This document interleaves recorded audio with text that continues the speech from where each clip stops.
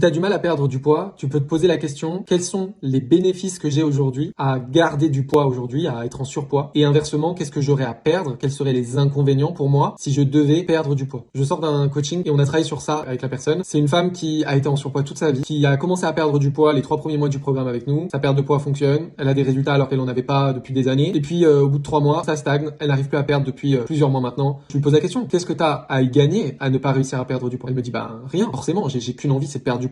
Je vois que des inconvénients aujourd'hui à être en surpoids. Et en fait, en prenant le temps lors de notre séance de coaching émotionnel, on s'est rendu compte de plein de raisons pour lesquelles elle avait des intérêts à rester en surpoids aujourd'hui. La première raison, c'était de garder du plaisir. La plupart de ses journées ne sont pas épanouissantes, elle n'est pas heureuse au quotidien. Donc comme elle n'est pas heureuse, manger ce qui lui fait plaisir, c'est la seule option qu'elle a pour avoir du plaisir dans la vie. D'ailleurs, je lui ai demandé qu'est-ce que t'aimes faire d'autre dans la vie. Elle me dit j'adore aller danser. Et je lui dis quand tu vas à la country, est-ce que tu grignotes derrière ces jours-là? Elle me dit non. Je lui dis pourquoi? Elle me dit bah parce que je suis heureuse. Et là, boum, premier bénéfice. Deuxième bénéfice, c'est pourquoi est-ce que qu'est-ce que tu as à y gagner à être en surpoids aujourd'hui? Et la réponse, c'est d'éviter les conflits, en fait. Parce que si je mange différemment, on me le reproche. C'est pour éviter les reproches. C'est pour continuer d'être aimé. Et en fait, on a accumulé au fur et à mesure de la séance tous les bénéfices qu'elle avait à être en surpoids aujourd'hui et à ne pas maigrir. Et tous les inconvénients qui découleraient si elle devait perdre du poids aujourd'hui. Et c'est grâce à ça, créer du coup ce shift, ce déblocage émotionnel. Et aujourd'hui, je te propose, si ça t'intéresse, de pouvoir t'accompagner à travers des coachings émotionnels pour venir mettre le doigt sur tes fonctionnements inconscients et venir les dissoudre pour que tu puisses vivre ta vie pleinement en faisant tes propres choix. Si c'est quelque chose qui t'intéresse, je te propose de m'envoyer un message ou me mettre un commentaire pour qu'on en parle ensemble.